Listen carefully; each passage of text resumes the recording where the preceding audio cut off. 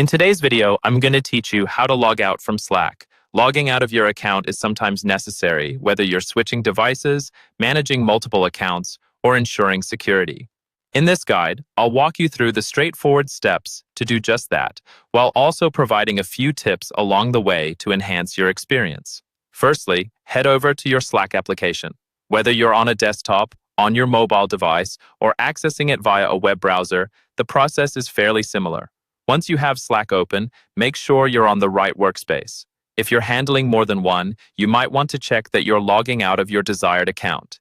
Next, locate your profile image or icon. It usually resides at the top right corner if you're on a desktop browser or app. However, if you're using a mobile device, it might be located in a drop-down menu from the top left-hand corner. Click on it.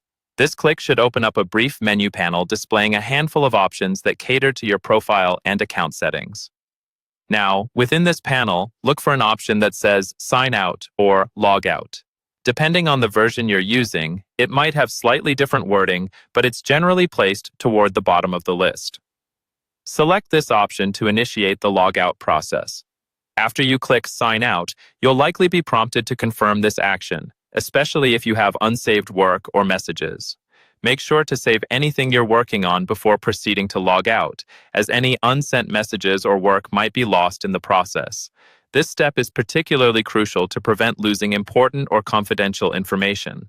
Once confirmed, the system will log you out from the selected workspace.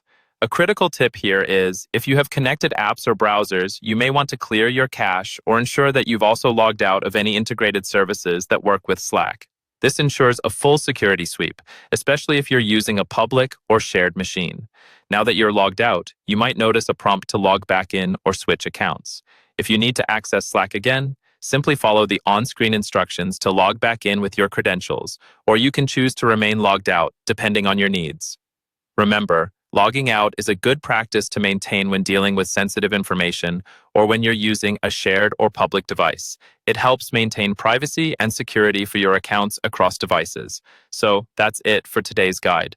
I hope you found this walkthrough simple to follow and that it helps you manage your Slack workspace accounts more efficiently. If you have any more questions, feel free to leave a comment down below, and don't forget to like and subscribe for more helpful guides like this. Thank you for watching.